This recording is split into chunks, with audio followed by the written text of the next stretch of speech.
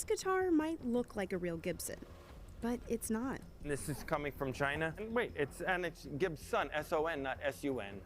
These are fake too. Coach bag with a Michael Kors zipper. Ooh. We have Nike sneakers here. They're a part of a huge counterfeit industry, worth over $1 trillion. And since these fakes come through the mail, Customs and Border Protection officers are tasked with seizing them. In 2020 alone, CBP seized over 26,000 counterfeit goods shipments. The knockoffs are getting better and better and more profitable for these counterfeiters. Not only are these fake products dangerous for Guys, I hate to say it, I'm not even going to open this debate. I'm just gonna keep watching the video. They've had cadmium, arsenic, lead, and cyanide inside makeup, and it's disfigured people. Perfume has had horse urine in it. Profits of counterfeits are known to fund criminal activity. Guys, they think, including attacks and Jesus. Guys, companies take decent / shitty materials, right? Make people in sweatshops fucking work for the dumbass, then overprice their dog shit, and they get mad when somebody does the exact same thing for a fraction of the price. Yeah, I get it, copyright and whatnot. I understand how business works, but Jesus, man, I mean, dude. Counterfeit goods is getting easier, but stopping them is much harder. It's like whack-a-mole. What do you want from me? They come up, you go after them, they come down. They go up again. And here we have a counterfeit watch. That's Customs Officer Steve Nethersall. If it's overpriced, unethical, dog shit, and a legitimate scam, why do you get mad when you get over-scammed by somebody doing it better? He's America's first line of defense against counterfeits. I don't know. I've had many $million-dollar watch seizures. What? We visited him at JFK A lot of to the learn prices, how he's spotting and stopping a lot of the prices are unethical, legitimately. fakes. You would feel bad if they weren't unethical, and they would still make good profits. Is it that hard? All while the counterfeit market is surging. Counterfeit goods are anything that infringes on a company's intellectual property rights, or IPR. Think fake Air Jordans, Rolexes, or Louis Vuitton purses. And because these products are trademarked, counterfeiting them is illegal. You can just be guaranteed that your product is going to get counterfeit. It's just a matter of time. Half of the counterfeit goods CBP seized in 2019 came through the mail from China, followed by Hong Kong and Singapore. So the consumers get hurt more? No, absolutely not, though. How do the consumers get hurt by this, though? They willingly buy counterfeit bullshit. Before a package ever lands in the US, CBP gathers intelligence on the sender, container, and aircraft. Using this intel and X-ray machines, CBP narrows down 1 million packages into the ones that'll get pulled for further inspection. What? Those suspicious packages will go straight to Steve. He'll start by looking at the box. Well, I'm looking because I don't have my glasses on, so I'm cheating. The first, when it comes in, is the country of origin. Louis Vuitton, they're coming from France. The watch is coming Oh, so these guys, they know all the brands and shit. They're like that's your number one analyzers. Then you look at the dilapidated boxes. Then he'll open up the package. And this is from a familiar sender that sends counterfeit items, possibly footwear. Ooh. We have Nike sneakers here. This is obviously to save space, but this is not traditional of the manufacturer to crush all these items. We try and take care when we open it up so that if it is something that's legitimate, we'll tape it up and put it back the way it originally was. But that's rare. More than likely, what he finds is fake. The most common counterfeited handbag is Louis Vuitton. The most counterfeited sneaker is Nike Air Jordans. Here we have a Rolex watch. But how does he know they're counterfeits? Well, brands train Steve on the telltale signs to spot a fake. They'll sometimes send a kit, and the kit will include a genuine product. Guys, if it takes an expert to tell whether it's a fake or not, and it takes a magnifying glass and a microscope, do you think that the average user, average person outside walking can tell the difference? No, they can't. It'll include a kind of a hit list as to what to look for. Most of the hit list is kept top secret to protect the brand against counterfeiters. But Steve could share a few things. Rolex would never put their watches in little Ziploc bags. They don't put these inside it, the silica gel. Rolex does not send to individuals in the United States. They only send to their retail stores.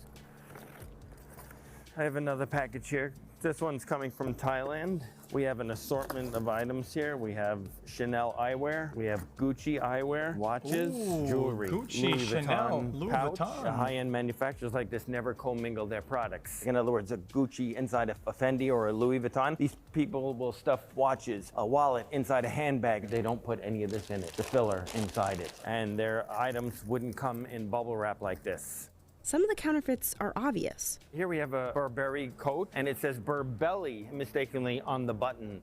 But some aren't as easy to spot. The quality is getting better. Sometimes these factories, especially What if in they China, literally just can't it's tell the same anymore? factory that's making the good for the brand owner is also making the counterfeits. And that's a real problem for the luxury brand owners. Sometimes the brands themselves can't even tell the difference. Some of the counterfeits are that good. I've never seen one like this before, so of course I'm going to be delicate with it.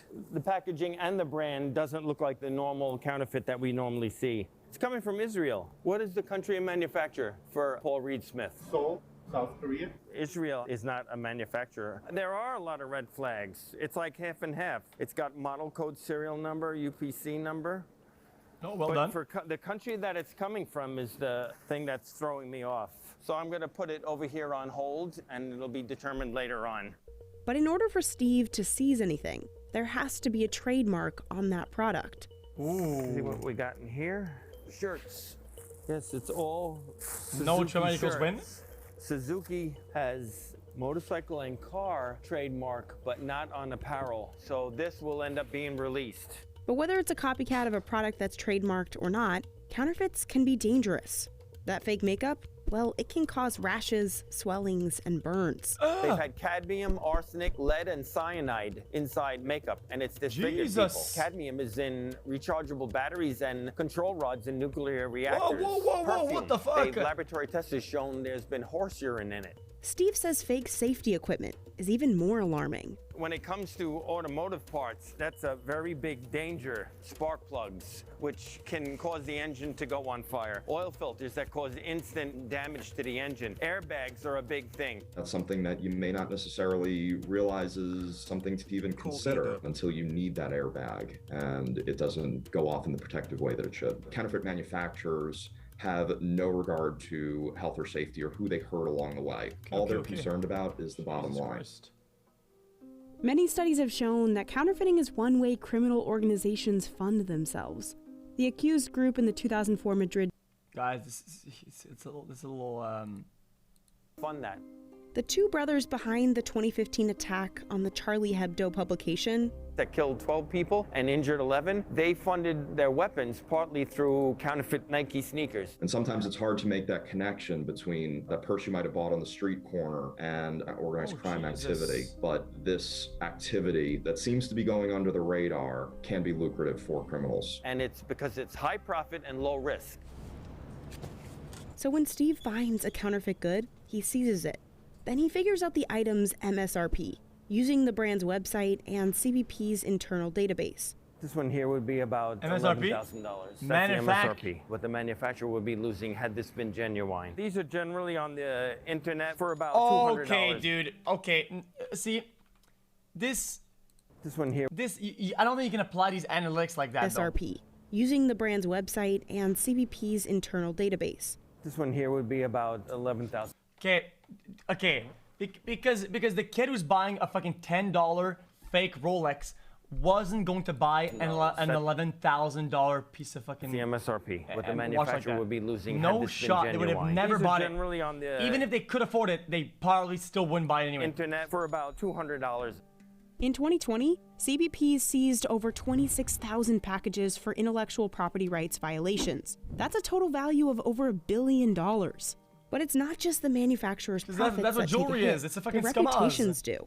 When a buyer doesn't know they've bought a knockoff and it falls apart, it's the real company that customer blames. Chat, isn't luxury like the profit margins are off the fucking charts and they're juicing it up, dude? They're stacking money. The profit margins are insane, dude.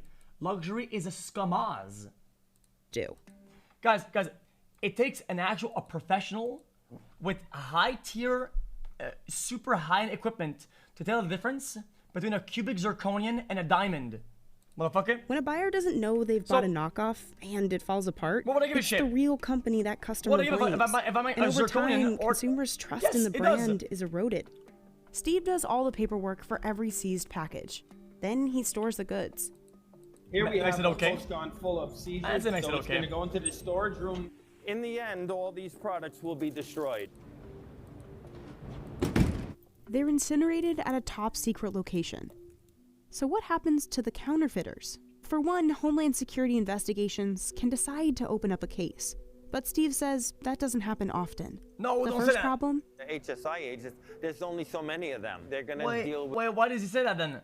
with the most important thing, which is narcotics. All the fentanyl and the cocaine that come that are killing people. That is the top priority. He's leaking stress, man. And the second problem? The nature of counterfeiting is that these bad actors operate without respect for borders. It's oftentimes very difficult to actually get an individual because they're not located in the U.S. I'm not saying it's ethical. American authorities don't have jurisdiction in China, trash. where a lot of counterfeits are made. So arresting counterfeiters within the U.S. is hard. In 2020, Homeland Security investigations arrested 203 people for counterfeiting. Of those, just 93 were convicted. Diane says a more successful tactic is going after counterfeiters online. Many sell their copycat products on platforms like Amazon, Alibaba, and eBay. To fight the fakes, online retailers have launched anti-counterfeiting measures. A lot of these marketplaces are really working with brand owners. We do not want to be a place where a customer purchases an item that ultimately could impact their health and safety. Amazon's program is called Project Zero. When companies register for Amazon, they give information on their brands, trademarks, and listings. Guys, what is we don't care? Using What is this that? data, Amazon's algorithm scans 5 billion products a day for signs of counterfeiting. It looks for things like blurry product photos, copycat product descriptions, payment information. We look at price point. We look at reviews. And if a listing turns out to be a counterfeit, Amazon will suspend the account. In 2019, Amazon blocked 6 billion suspected bad listings on its site. Jesus! We might suspend funds. We might quarantine inventory. Then Amazon's new Counterfeit Crimes Unit takes over. Formed in 2020. Counterfeits hurt small businesses too. My family's experience with that. Okay, yeah, makes sense. Yeah, I mean, I was never for them. It's just sometimes I feel like luxury. Yeah, you can't justify it. Of course not. It's just that luxury is such a fucking scam. It upsets me, dude. The unit's made up of former FBI, Homeland Security agents, and federal prosecutors, like Kibaru. Whenever a counterfeit is identified, Kibaru's team will send a packet of information to law enforcement. This information can consist of IP addresses, banking information, email addresses that help us identify the person behind the computer. And to skirt the jurisdiction problem, the unit sends data to agencies all over the world. To Europol, Canadian law enforcement, we partner and work with law enforcement. Guys. This is not what we have. To Europol, Canadian law. Guys, listen, our police isn't like that, okay? This is just for a march. They're not like this. Trust me, if you get arrested, these guys don't show up. We partner and work with law enforcement on the ground in China. Local law enforcement does react when a brand owner comes to them and wants to do a raid. And I've been involved in quite a few of them where they're really successful. And we can then decide whether we want to pursue a civil suit or if we want to pursue a criminal enforcement action against them. But even if counterfeiters are caught, sentences tend to be low. For counterfeiting, offenders could face 10 years in prison. Compare that to, say, drug trafficking, where punishment can range from 20 years to life in prison, all the way up to a death sentence. Whoa! And counterfeiters are getting creative and making their products seem legitimate. From creating fake Amazon listings to flooding the U.S. Trademark Office with phony applications. It is frustrating that it doesn't stop, that every day there's new infringements that we uncover for clients. And it's all led to a surging industry for counterfeits. That sounds so Today, fucking annoying. It makes up 3.3% of global trade. When counterfeits are being sold, oftentimes taxes aren't being paid for those goods, and they in turn can impact economies as well. By 2022, the counterfeits industry is expected to suck $4.2 trillion from the global economy, and it could endanger over 5 million legitimate jobs. Because we're dealing with a moving target, it's a challenging crime problem to address. It grows every day. Guys, like I said, chat, guys, I'm not an expert, chat, but these analytics, chat, if they sell 20,000 fake Rolexes, they probably say, yo, we lost like $200 million. Like, it's because of consumer demand. People need to be educated more about the dangers. And the old saying, if it seems too good to be true, it probably is.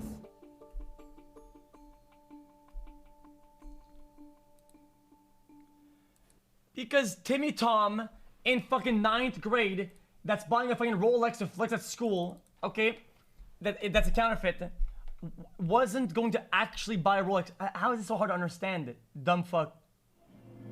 Timmy Tom doesn't have the fun.